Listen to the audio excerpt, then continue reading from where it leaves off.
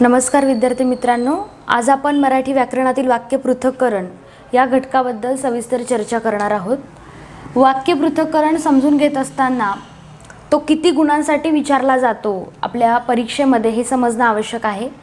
साधारणतः 25 गुण तुम्हाला या ठिकाणी राखीव आहेत, त्यामुळे 5 गुण हे उतारा या घटकासाठी आहेत आणि उरलेले 20 गुण यामध्ये शब्दांच्या जाती असतील, वर्णमाला असेल, संधी असेल, समास असेल, अलंकार असतील आणि त्याचप्रमाणे सिद्ध व साधित शब्द आणि इतर मराठी व्याकरणातील जे टॉपिक्स आहेत त्यासोबत वाक्य पृथक्करण सुद्धा विचारलं जातं। साधारणतः 1 किंवा 2 गुणांसाठी वाक्य पृथक्करण तुम्हाला विचारलं जातं। आता वाक्य पृथक्करण समजून घेत असताना वाक्य कशाला म्हणायचं आणि पृथक्करण कशाला म्हणायचं, तर बघा आपण या ठिकाणी शब्द किंवा अक्षर, पद या मराठी व्याकरणामध्ये वेगवेगळ्या संकल्पना असतात, परंतु वाक्य नेमकं कशाला म्हणतात। आपण दैनंदिन जीवनात बरीच वाक्य वापरतो, मग वाक्य कशाला म्हणायचं, तर जेव्हा अर्थपूर्ण अक्षरांचा किंवा अक्षरांपेक्षा मी म्हणेल अर्थपूर्ण शब्दांचा जो समूह असतो, शब्द हे अक्षरांपासून तयार होतात ना, म्हणजे शब्द कशाला म्हणतो आपण, तर अर्थपूर्ण अक्षरांचा समूह।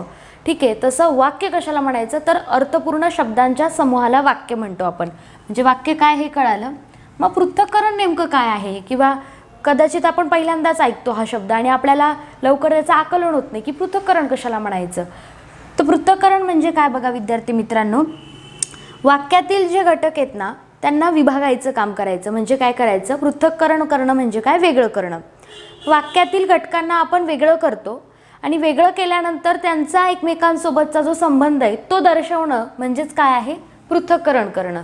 ठीक आहे, आता या ठिकाणी वाक्य आणि पृथक्करण हे समजलंय, म्हणजेच वाक्य पृथक्करण हा पॉईंट किंवा हा घटक किंवा कशाला म्हणायचं ते समजलंय। परंतु जेव्हा आपण कोणतंही वाक्य बघतो तेव्हा त्या वाक्याचे 2 विभाग पडतात। तुम्ही इथे बघू शकता, उद्देश विभाग हा एक आहे आणि एक आहे विधेय विभाग। आता सुरुवातीला आपण उद्देश विभाग समजावून घेणार आहोत आणि त्यानंतर आपण क्रमाने विधेय विभागाकडे वळणार आहोत। तर आता सुरुवात करूयात उद्देश विभाग। आता उद्देश विभाग बघत असताना उद्देश म्हणजे काय हे समजणं आवश्यक आहे। तर उद्देश म्हणजे या ठिकाणी कर्ता, उद्देश म्हणजेच काय आहे, कर्ता। मग आता कर्ता म्हणजे काय, तर कर्ता म्हणजे मूळ क्रिया करणारा किंवा वाक्यात जो क्रिया करतो तो त्या ठिकाणी काय आलेला आहे, कर्ता। म्हणजे प्रत्यक्ष क्रिया करतो तो कर्ता। यापेक्षा आणखी कर्ता कसा ओळखतात किंवा यापेक्षा कर्त्याची आणखी व्याख्या दुसरी कुठली आहे का, तर नक्कीच पहिल्यांदा हे क्लिअर करायचं आहे आपल्याला की उद्देश म्हणजे कर्ता असतो। वाक्य ज्याच्याविषयी माहिती सांगते त्याला आपण काय म्हणतोय, कर्ता म्हणतो। ही कर्त्याची दुसरी व्याख्या आहे। थोडक्यात आपण लहानपणापासून एक उदाहरण बघतो, राम आंबा खातो, बरोबर, राम आंबा खातो। आता कर्ता ओळखतात कसा, हा फार मोठा प्रश्न आहे। म्हणजे कदाचित आपण अगदी शालेय जीवनापासून शिकत असतो की कर्ता कशाला म्हणायचं, कर्म कशाला म्हणायचं आणि क्रियापद कशाला म्हणायचं, पण जेव्हा आपण स्पर्धा परीक्षेच्या क्षेत्रात येतो तेव्हा आणि जेव्हा आपण अभ्यास करतो ती एक फेज आणि स्वतः पेपर सोडवतो ती एक फेज। पेपर सोडवत असताना आपल्यालाच कळत नाही की अरे या वाक्यात एक कर्ता आहे किंवा कर्ता कोणता आहे, कर्म कोणता आहे की क्रियापद कोणतं आहे। तसं समजायला हे बरेच सोपे घटक आहेत, पण आपण गोंधळतो। तर ते गोंधळ न करता शांततेने समजून घेण्याचा प्रयत्न आपण या ठिकाणी करायचा असतो। राम आंबा खातो या वाक्यामध्ये आंबा खाणारा कोण, तर आहे राम। मग कर्ता ओळखतात कसा हे आता आपण इथे शिकणार आहोत। बघा, कर्ता ओळखण्यासाठी पहिली कंडिशन आहे ती म्हणजे क्रियापदाचा मूळ धातू। खातो म्हणजे क्रियापदाचा मूळ धातू काय आला, खा। या मूळ धातूला नारा, नारी किंवा नारे असा काय लावायचा आहे, प्रत्यय। आता प्रत्यय कुठून येतात, मागून जोडले जातात आणि उपसर्ग हे पुढून जोडले जातात। क्रियापदाच्या मूळ धातूला नारा, नारी किंवा नारे असा प्रत्यय लावून त्याला कोण किंवा काय ने प्रश्न विचारायचा, कोण किंवा काय ने प्रश्न विचारायचा। करूयात मग आता, विचारा प्रश्न। खाणारा कोण, राम। खाणारा कोण आहे, राम। म्हणजे राम या वाक्यातला काय झालेला आहे, कर्ता, ज्यालाच आपण उद्देश असं म्हटलेलं आहे, त्यालाच आपण काय म्हटलेलं आहे, उद्देश। तर कर्ता म्हणजे काय आणि कर्ता कसा ओळखायचा हे आपण या ठिकाणी बघितले. कसा ओळखणार कर्ता? संपूर्ण वाक्यातील म्हणजे क्रियापद जे आहे त्या क्रियापदाच्या मूळ धातूला नारा, नारी किंवा नारे असा प्रत्यय जोडून, प्रत्यय हा मागून जोडला जातो, प्रत्यय जोडून कोण किंवा कायने प्रश्न विचारायचा आहे. मग त्याचं जे उत्तर येईल तो कोण असतो? कर्ता म्हणजेच उद्देश असतो. तर या ठिकाणी आपण इतकंच समजून घेतलंय की उद्देश किंवा कर्ता कशाला म्हणायचं. आता या ठिकाणी उद्देश कळालेला आहे. उद्देश विभागामध्ये उद्देश व कर्ता हा एक भाग येतो. नंतर उद्देश विस्तार हा एक भाग येतो. उद्देश विस्तार म्हणजे काय आणि ते कसं ओळखायचं? उद्देश म्हणजे काय? कर्ता. कर्त्याविषयी माहिती सांगणारा शब्द जर कर्त्याच्या पूर्वी अगोदर येत असेल, वाक्यामध्ये कर्त्याविषयी माहिती सांगणारा शब्द कर्त्यापूर्वी, कर्त्याच्या अगोदर येत असेल तर त्याला म्हणतात उद्देश विस्तार. जसं की उदाहरण घेऊयात. शेजारचा राहुल धपकन पडला. शेजारचा राहुल धपकन पडला. वाक्य इथून सुरू होत आहे आणि इथे संपतंय, तुम्ही बघू शकतात. शेजारचा राहुल धपकन पडला. आता या वाक्यामध्ये आपल्याला सर्वप्रथम ओळखायचा आहे की कर्ता कोण म्हणजेच उद्देश कोण. तर कसं सांगितलंय मी ओळखायला? नारा, नारी, नारे हा प्रत्यय लावायचा आणि कोण व कायने प्रश्न विचारायचा. पडणारा कोण? तर साहजिकच आहे राहुल. परंतु या राहुल विषयी अधिक माहिती सांगितली आहे किंवा या राहुल विषयी माहिती सांगितली आहे शेजारच्या या शब्दाने, जो की त्याच्या अगोदर आला. बरोबर, अगोदर आलाय ना राहुलच्या. तर हा काय झालेला आहे? उद्देश विस्तार. हा उद्देश विस्तार का झाला? कारण हा आहे उद्देश आणि त्याच्या पूर्वी हा आला म्हणून हा त्याचा झाला उद्देश विस्तार. थोडक्यात उद्देश विस्तार कसा ओळखतात? कर्त्याविषयी माहिती सांगणारा शब्द कर्त्याच्या पूर्वी किंवा अगोदर येतो. ठीक आहे. तर असे अनेक उदाहरण तुम्ही या ठिकाणी लक्षात घेऊ शकतात. उद्देश विभागामध्ये उद्देश आणि उद्देश विस्तार हे दोन मायक्रो पॉइंट्स येतात. आता या ठिकाणी उद्देश विभागानंतर आपण वळणार आहोत विधेय विभागाकडे. विधेय विभागाकडे सर्वात प्रथम आपण हे समजून घेणार आहोत की उद्देश आणि विधेय विभागात नेमकं काय येतं आणि त्यानंतर आयोग कशा प्रकारचे प्रश्न या वाक्य पृथक्करण या घटकावर विचारू शकतो यावर मी चर्चा करेन. विधेय विभागाकडे आपण वळत आहोत. विधेय विभाग समजून घेत असताना पहिला पॉइंट आहे कर्म व कर्माचा विस्तार. एक एक आपण डिस्कस करूया. सर्वात महत्त्वाचं म्हणजे विधेय कशाला म्हणायचं. विधेय कशाला म्हणायचं? विधेय म्हणजे क्रियापद. जसं मी कर्त्याला उद्देश असं म्हटले होते ना, किंवा उद्देशलाच कर्ता म्हणतात, कर्त्यालाच उद्देश म्हणतात, तसं विधेयाला क्रियापद म्हणतात, क्रियापदाला विधेय म्हणतात. दुसरं नाव आहे त्याचं ते. समजा राम आंबा खातो. आता हे वाक्य आयोगाचं पण फार परिचित झालंय आणि आपल्या शालेय जीवनापासून पण आपलं फार परिचित झालंय. राम आंबा खातो या वाक्यामध्ये कोणत्या शब्दाने अर्थ पूर्ण केलेला आहे वाक्याचा? तर खातो. फक्त मी राम आणि आंबा म्हटलं असतं तर वाक्याचा अर्थ पूर्ण झाला असता का? अजिबात नाही. तुम्हाला बोध झाला असता का? नाही. पण राम आंबा खातो हे वाक्य म्हटल्यावर खातो या शब्दाने या वाक्याचा अर्थ पूर्ण केला आणि वाक्याचा अर्थ पूर्ण करणाऱ्या क्रियावाचक शब्दाला आपण क्रियापद म्हणतो असं आपण बालपणापासून शिकत आलेलो आहोत. तर कर्ता कसा ओळखायचा, कर्ता कशाला म्हणायचं कळालं. क्रियापद कसं ओळखायचं आणि क्रियापद का कशाला म्हणायचं हेही समजलं आणि क्रियापदाला विधेय म्हणतात हेही समजलं. तर विधेय विभागामध्ये विधेय काय हे समजलं असेल तुम्हाला. आता या ठिकाणी विधेय विभागामध्ये जो पहिला पॉइंट आहे तो म्हणजे कर्म व कर्माचा विस्तार. आता कर्म कशाला म्हणायचं, कर्म कशाला म्हणायचं बघा. आपण उदाहरण घेऊयात. रामूने झाडाचा पेरू तोडला. वाक्य इथून सुरू होतं इथे संपते, तुम्ही बघू शकतात. रामूने झाडाचा पेरू तोडला. ठीक आहे. आता या वाक्यामध्ये मला पहिल्यांदा कर्ता ओळखायचं आहे, त्यानंतर कर्म ओळखायचं आहे आणि त्यानंतर मला क्रियापद ओळखायचं आहे. आता रामूने झाडाचा पेरू तोडला. आपण पहिला पॉइंट बघतोय, विधेय विभाग बघतोय आपण. त्यामध्ये पहिला आहे कर्म आणि कर्माचा विस्तार कसं ओळखायचं. सर्वात पहिल्यांदा कर्म शोधा. आता कर्म शोधायचं आहे, बरोबर. कर्म कशाला म्हणतात हे माहिती पाहिजे तरच कर्म शोधणार आहात. कर्म म्हणजे काय तर वाक्यामध्ये ज्याच्यावर प्रत्यक्ष क्रिया घडते ते म्हणजे कर्म. आता बघा, रामूने हा कर्ता झालेला आहे का वाक्यात, तोडला हे क्रियापद झालेलं आहे. तोडणारा कोण, रामू, म्हणजे रामूने कर्ता आहे, तोडला हे क्रियापद आहे. आता उरला विषय की कर्म. काय तोडलंय बरं, पेरू. तोडण्याची क्रिया कोणावर घडली, तर पेरूवर घडली. काय तोडलंय, तर पेरू तोडलाय, म्हणजे तोडण्याची क्रिया प्रत्यक्ष कोणावर घडली, पेरूवर घडली, म्हणजेच पेरू हे या वाक्यातलं कर्म झालं. मग तुम्ही म्हणाल हे झाडाचं नेमकं काय आहे, तर कर्माविषयी माहिती सांगणारा शब्द कर्माच्या अगोदर येत असेल तर तो कर्माचा विस्तार असतो. जसं आपण उद्देश विस्तार बघितलं होतं ना, उद्देश विस्तारामध्ये आपण काय बघितलं होतं की कर्त्याविषयी माहिती सांगणारा शब्द कर्त्याच्या अगोदर आला तर तो उद्देश विस्तार होतो. तसंच कर्माविषयी माहिती सांगणारा शब्द कर्माच्या अगोदर आला म्हणून हा कर्माचा विस्तार झाला. समजतंय, कर्म आणि कर्मविस्तार इथे समजलेलं असेल. ठीक आहे, तर आपण पुढच्या पॉईंटकडे वळूयात. कर्म व कर्मविस्तारानंतर पुढच्या पॉईंटकडे. तो पॉईंट आहे विधानपूरक. काय आहे, विधानपूरक. बघा विद्यार्थी मित्रांनो, समजा आपण एक वाक्य घेऊयात, राम राजा झाला. राम राजा झाला. झालेला कोण किंवा होणारा कोण असं पण आपण म्हणू शकतो. तर या वाक्यात सरळ करतोय की राम कर्ता.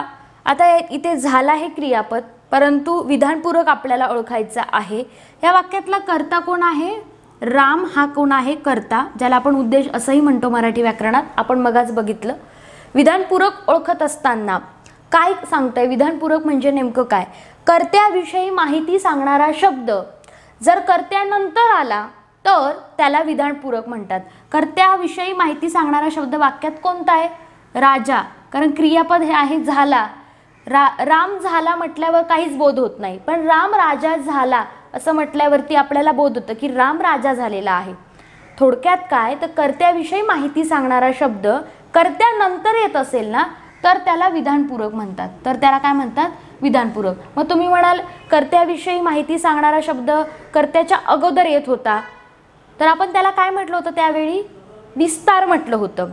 म्हणजे कर्त्याविषयी जर माहिती सांगणारा शब्द कर्त्याच्या मागे येत असेल तर त्याला आपण उद्देश विस्तार म्हटलं होतं, कारण आपण उद्देश म्हणजेच कर्ता ना, म्हणून आपण उद्देश विस्तार. कर्माविषयी माहिती सांगणारा शब्द अगोदर येत असेल तर कर्मविस्तार. पण कर्त्याविषयी माहिती सांगणारा शब्द कर्त्याच्या नंतर येत असेल, जसं की या वाक्यामध्ये आहे राम राजा झाला. राजा हा राम नंतर आलेला आहे. राम हा कर्ता आहे, कर्त्यानंतर त्याचा माहिती सांगणारा शब्द आहे राजा. कर्त्याविषयी माहिती सांगणारा शब्द कर्त्यानंतर येत असेल तर त्याला आपण काय म्हणतो, विधानपूरक. विधानपूरक. आता इथे विधानपूरक पण तुम्हाला समजलेलं आहे. या विधानपूरक नंतर आपण वळत आहोत त्याच्या पुढील पॉईंटकडे, तो म्हणजे विधेय विस्तार. खूप सुंदर असा हा पॉईंट आहे, समजून घ्यायला अतिशय सोपा जर नीट लक्ष दिलं तर. विधेय विस्तार. तर बघा, विधेय विस्तार म्हणजे नेमकं काय, विधेय म्हणजे काय, क्रियापद. मी मगाच एक्सप्लेन केलं होतं, विधेय म्हणजेच काय आहे, क्रियापद. आता आपण एक वाक्य घेऊयात जे आयोगाला पण फार परिचित आहे. पंढरपूरचा गवळी. वाक्य जरा मोठं येईल. पंढरपूरचा गवळी. आपण सरळ लिहूयात हे वाक्य. हे पुसून टाकूया जरा आपण, बघा आता व्यवस्थित दिसायला होईल. पंढरपूरचा गवळी रोज सकाळी काळ्या म्हशीची धार गोठ्यात त्यानंतर इकडे चळा चळा काढतो. वाक्य नीट दिसत असेल, मी यासाठी मुद्दाम 2 पेनांचा वापर करते, तुम्ही नीट बघू शकतात. आता फक्त इकडे लक्षात घ्या, या वाक्याकडे नीट लक्षात घ्या. पंढरपूरचा गवळी रोज सकाळी काळ्या म्हशीची धार गोठ्यात चळा काढतो. आता हे वाक्य असं लिहिलंय मी, तुम्ही असंही लिहू शकतात. पंढरपूरचा गवळी काळ्या म्हशीची धार रोज सकाळी गोठ्यात चळा काढतो. आपण असं करूयात, या वाक्याला थोडंसं आपण बदलूयात. बघा, वाक्याचा अर्थ समजणं महत्त्वाचं आहे. पंढरपूरचा गवळी काळ्या म्हशीची धार रोज सकाळी गोठ्यात चळाचळा काढतो. हे वाक्य आहे, पूर्णविराम दिलेला आहे. इथून मागे आपण आत्ता जे डिस्कस केलं किंवा ज्यावर आपण चर्चा केली त्यावरून काढतो हे काय आहे? क्रियापद आहे, ज्यालाच आपण काय म्हणतोय? विधेय. हे फार महत्त्वाचं आहे. आयोग कधी कधी तुम्हाला असाही प्रश्न विचारू शकतो तुम्हाला गोंधळात पाडण्यासाठी की दिलेल्या वाक्यातील विधेय ओळखा. मग बऱ्याच वेळा आपल्याला प्रश्न पडतो की विधेय नेमकं काय? तर क्रियापदाला विधेय म्हणतात किंवा विधेयाला क्रियापद म्हणतात. हे मी तुम्हाला आत्ताच क्लिअर करते. जसं उद्देशला कर्ता म्हणतात, कर्त्याला उद्देश म्हणतात. आता बघा, काढतो हे या वाक्यातील क्रियापद आहे. का? हेच का क्रियापद आहे या वाक्यातलं? कारण त्याने क्रियाचा म्हणजे पूर्ण वाक्यातील क्रियेचा अर्थ पूर्ण केलेला आहे. वाक्याचा अर्थ कोणी पूर्ण केला? काढतोने. समजा काढतो काढून घ्या, होईल का वाक्याचा अर्थ पूर्ण? नाही होणार. आता या ठिकाणी आपल्याला आयोग प्रश्न असा विचारतो, असं एखादं वाक्य तुम्हाला दिलं जातं, हेच नाही असे अनेक वाक्य तुम्ही सरावा दाखल सोडवू शकतात. आयोग प्रश्न विचारतो, दिलेल्या वाक्यातील विधेय विस्तार ओळखा, दिलेल्या वाक्यातील उद्देश विस्तार ओळखा, दिलेल्या वाक्यातील कर्म विस्तार ओळखा, दिलेल्या वाक्यातील विधानपूरक ओळखा, दिलेल्या वाक्यातील विधेय ओळखा, दिलेल्या वाक्यातील आधारपूरक ओळखा, दिलेल्या वाक्यातील विधेय पूरक ओळखा. मग असे बरेच प्रश्न असतात. फक्त यासाठी संकल्पना समजणं फार आवश्यक आहे. त्यासाठी आपण आता व्यवस्थित समजावून घेऊयात. वाक्य तुम्हाला समजले, मी पुन्हा वाचन करत नाही, तुम्ही इथे बघू शकतात. विधेय विस्तार आपण बघत आहोत. जसं की विस्तार या शब्दावरून तुम्हाला एव्हाना इतकं समजलं असेल की विस्तार म्हणजे मागे असतो, पुढे नसतो. बऱ्याच वेळेस आपण दैनंदिन जीवनात विस्तार म्हटल्यावर पुढील विचार करतो. नाही, विस्तार मागे असतो असं व्याकरणात लक्षात ठेवायचं किंवा अशी ट्रिक्स तुम्ही या टॉपिक पुरती लक्षात ठेवू शकतात. विधेय विस्तार आहे म्हणजे क्रियापदाचा विस्तार, हे तर कळालंय तुम्हाला. कसा ओळखायचा क्रियापदाचा विस्तार? एक गुणासाठी प्रश्न आहे. बघा, क्रिया केव्हा घडली, त्यानंतर क्रिया कोठे घडली आणि कसे. क्रियापदाला काय प्रश्न विचारणार आहात तुम्ही? केव्हा, कोठे, कसे असा जर प्रश्न विचारला, त्याचं जे उत्तर येईल ते असणार आहे विधेय विस्तार. इतकंच आहे विधेय विस्तार. विचारायचा मग प्रश्न काढतो, बरोबर आहे ना. आता संपूर्ण यामध्ये क्रिया केव्हा घडली, क्रिया कोठे घडली आणि क्रिया कशी घडली. क्रिया केव्हा घडली तर बघा, पंढरपूरचा गवळी काळ्या म्हशीची धार रोज सकाळी, बरोबर, रोज सकाळी गोठ्यात चळाचळा काढतो. क्रिया केव्हा घडली किंवा क्रिया केव्हा घडत आहे? रोज सकाळी घडते ना, रोज सकाळी धार काढण्याची क्रिया घडतीये. कोठे घडली? घडणारं ठिकाण. कोठे घडते क्रिया? धार कोठे काढली जातीये? गोठ्यात काढली जातीये. आणि कसे, कसे काढतोय धार? चळाचळा काढतोय. हे ब्लॅक पेनने मी जिथे जिथे असे ब्रॅकेट्स केलेत किंवा जिथे जिथे मी अंडरलाईन केली आहे ते काय झालंय? विधेय विस्तार. तेच विधेय विस्तार का झाले? वाक्यातील इतर शब्द विधेय विस्तार का नाही झाले? कारण विधेय विस्तार ओळखायचा कसा तर क्रिया केव्हा घडली, क्रिया कोठे घडली, क्रिया कशी घडली. केव्हा, कोठे, कसे अशा 3 प्रश्नांची उत्तरं जी येतील वाक्यामध्ये ते असणार आहे विधेय विस्तार. समजतंय? इथं कोणतंही वाक्य तुम्ही बसवू शकता. विधेय म्हणजे क्रियापद, क्रियापदाच्या अगोदर असणार तो क्रियापदाचा विस्तार. तो ओळखताना केव्हा, कोठे, कसेने प्रश्न विचारायचा आहे. आता या ठिकाणी आपण सविस्तरपणे विधेय विस्तार समजून घेतलेला आहे. सोबतच आयोग कशा पद्धतीचे प्रश्न विचारू शकतो हे पण आपण पाहिलंय. विधेय विस्तारानंतर विधेय विभागातील जो पुढील पॉइंट आहे तो म्हणजे विधेय पूरक. बघा विद्यार्थी मित्रांनो, वाक्य आहे आजीने नातीला गोष्ट सांगितली. आजीने नातीला गोष्ट सांगितली.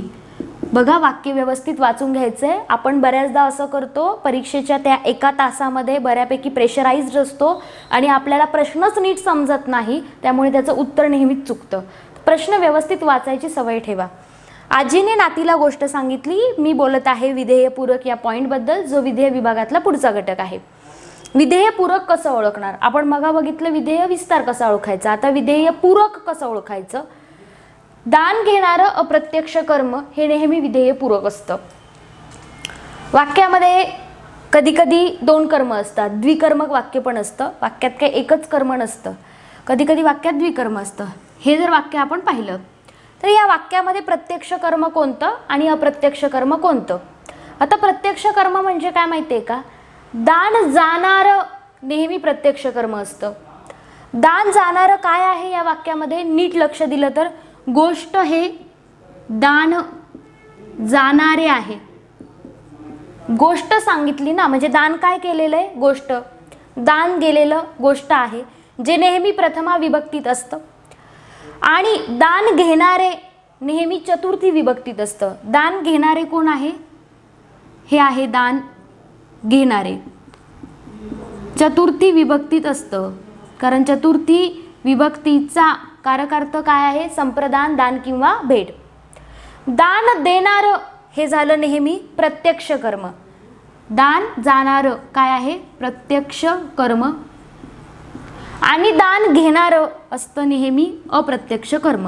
आता तुम्हाला कळालं असेल की प्रत्यक्ष आणि अप्रत्यक्ष कर्म नेमकं कशाला म्हणायचं. दान जाणारं प्रत्यक्ष कर्म असतं, दान घेणारं अप्रत्यक्ष कर्म असतं. ठीक आहे. आता या ठिकाणी सर्वात महत्त्वाची गोष्ट, आपण विधेयपूरक बद्दल बोलतोय. विधेयपूरक कसं ओळखायचं? तर दान घेणारं अप्रत्यक्ष कर्म हे नेहमी विधेयपूरक असतं. आजी करता आहे, आजीने नातीला गोष्ट सांगितली. सांगितली क्रियापद आहे, गोष्ट प्रत्यक्ष कर्म आहे, कारण ते दान जाणार आहे. नातीला दान घेणार आहे. नात गोष्ट ऐकतीये ना, म्हणजे तिने गोष्टीचं दान घेतलंय, ॲक्सेप्ट केलंय, घेतलंय. नातीला गोष्ट सांगितली म्हणून नात हे अप्रत्यक्ष कर्म झालं. विधेयपूरक बद्दल आपण बोलत आहोत. विधेयपूरक म्हणजेच वाक्यामध्ये दान घेणारं अप्रत्यक्ष कर्म हे विधेयपूरक असतं. या वाक्यात दान घेतलेलं कोणी आहे? नातीने. गोष्ट सांगणारी आजी आहे, पण गोष्ट ऐकून घेणारी मात्र नात आहे, त्यामुळे नात हे अप्रत्यक्ष कर्म झालं. दान घेणारं अप्रत्यक्ष कर्म हे विधेयपूरक असतं. आता या ठिकाणी आपण विधेयपूरक काय आहे हे पण बघितलेलं आहे. शेवटचा घटक आहे विधेय विभागातला, तो म्हणजे आधारपूरक. तर आता समजून घेऊ आधारपूरक म्हणजे काय. बघा विद्यार्थी मित्रांनो, वाक्यामध्ये क्रिया एखाद्या स्थळावर घडत असते. क्रिया एखाद्या स्थळावर घडते. माझंच उदाहरण घेऊयात. मी फळ्यावर लिहिते किंवा शिक्षिका फळ्यावर लिहितात, गुरुजी फळ्यावर लिहितात. वाक्य आहे समजा गुरुजी फळ्यावर लिहितात. बरोबर? गुरुजी फळ्यावर लिहितात. ओके. लिहिण्याची क्रिया कोणावर घडली? फळ्यावर घडली. किंवा रामने कागदावर उत्तर किंवा लेख लिहिला. रामने कागदावर उत्तर किंवा लेख लिहिला. उत्तर लिहिण्याची किंवा लेख लिहिण्याची क्रिया कोणावर घडली आहे? कागदावर. That's the point. आधारपूरक म्हणजे काय? क्रिया ज्या स्थळावर घडते ते स्थळ म्हणजे आधारपूरक. इथे आधारपूरक काय? फळा. इथे काय? कागदावर. थोडक्यात आपण वाक्य पृथक्करण हे व्यवस्थित समजावून घेतलंय. आता चर्चा करूयात तुम्हाला यावरती आयोग काय विचारणार. आयोग विचारत असताना एक वाक्य देतो, कोणतंही एक वाक्य देतो आणि खाली 4 पर्याय असतात. प्रश्न असा विचारण्यात येतो, दिलेल्या वाक्यातील अधोरेखित शब्द नेमकं काय दर्शवतो? तो आधारपूरक आहे, विधेयपूरक आहे, विधानपूरक आहे, उद्देश विस्तार आहे. तुम्हाला ओळखायचं आहे. थोडक्यात संकल्पना जर समजल्या असतील, म्हणजे जर व्यवस्थित समजलं असेल, आधारपूरक काय, विधेयपूरक काय, विधानपूरक काय, किंवा उद्देश कशाला म्हणायचं, विधेय म्हणजे काय, हे जर समजलं असेल तर विचारण्यात आलेल्या प्रश्नांची उत्तरं व्यवस्थित देण्यात येतील. प्रश्न कसे विचारले जातील? एकच वाक्य दिलेलं असतं आणि त्या वाक्यामध्ये एकतर अधोरेखित केलेला शब्द असतो, म्हणजे अंडरलाईन वर्ड असतो, आणि त्यावर विचारण्यात आलेला प्रश्न असा असतो की दिलेल्या वाक्यातील अधोरेखित शब्द नेमकं काय दर्शवतो? आधारपूरक, विधेयपूरक, विधानपूरक की दुसरा उद्देश वगैरे असं दर्शवतो? किंवा कधीतरी असं विचारण्यात येतं, एखादं वाक्य दिलेलं असतं आणि या वाक्यातील विधानपूरक ओळखा. त्या वाक्यातील आधारपूरक पण ओळखायला लावतात, त्या वाक्यात विधेयपूरक असेल तेही ओळखायला लावतात. किंवा एखादं वाक्य दिलेलं जाईल आणि त्या वाक्यामध्ये विधेय विस्तार ओळखा, जसं आपण पंढरपूरच्या गवळीचं उदाहरण बघितलं तसं एखादं मोठं उदाहरण असतं. सर्वात महत्त्वाची एक गोष्ट सांगते, परीक्षेच्या काळात गोंधळून जायचं नाही. उदाहरण किती पण मोठं येऊ देत.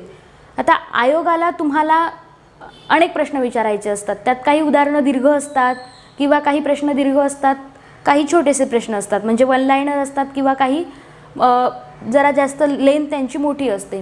मग अशा वेळेस दीर्घ प्रश्न आला म्हणून घाबरून मुळीच जायचं नाही किंवा वाक्य मोठं आलं म्हणून मुळीच घाबरून जायचं नाही. सुरुवातीला मानसिकता स्थिर ठेवा, शांत ठेवा आणि त्यानंतर तो प्रश्न नीट वाचा. प्रश्नाचं आकलन जर झालं तर 4 पर्याय समजतील. उदाहरण किती पण मोठं आलं किंवा वाक्य कितीही मोठं आलं तरी समजून घ्यायचं, पटापट त्यातून बाहेर काढायचं की क्रियापद कोणतं आहे, कर्ता कोणता आहे, कर्म कोणता आहे. एकदा कर्ता, कर्म आणि क्रियापद समजलं ना वाक्यातलं, मग त्याच्या मागे जर असेल तर तो त्याचा विस्तार झाला आणि पुढे असेल तर विधानपूरक झालं. हे आपण बघितलेलं आहे. थोडक्यात इथे वाक्य पृथक्करण आज जो घटक आहे मोठा, म्हणजे 1 ते 2 गुणांसाठी विचारण्यात येतो, पण ते 2 गुण पण आपल्यासाठी महत्त्वाचे आहेत. आणि माझ्या माहितीनुसार या घटकाला साधारणतः म्हणजे डिपार्टमेंट PSIचा जर आपण विचार केला तर अगदी 1 किंवा 2 गुणांसाठीच हा घटक येतो. म्हणजे मागच्या प्रश्नपत्रिकेचं जरी तुम्ही आकलन केलं तरी तुम्हाला तो 2 गुणांसाठी किंवा एखाद्या गुणांसाठी दिसेल. पण आपल्याला मराठी व्याकरणात 25 पैकी 25 गुण मिळायला हवेत, म्हणून 1 गुणसुद्धा आपण सोडायचा नाही. या घटकाची संपूर्ण तयारी या ठिकाणी म्हणजे जी चर्चा आहे सविस्तर, एक कॉन्सेप्ट आपण दीर्घतेने बघितलेली आहे, सविस्तरपणे बघितली आहे. या घटकावर प्रश्न कसे येतात आणि या घटकाच्या मूळ संकल्पना समजल्या तर परीक्षेत तुमचा 1 किंवा 2 गुणांची तयारी या लेक्चरद्वारे झालेली आहे. धन्यवाद.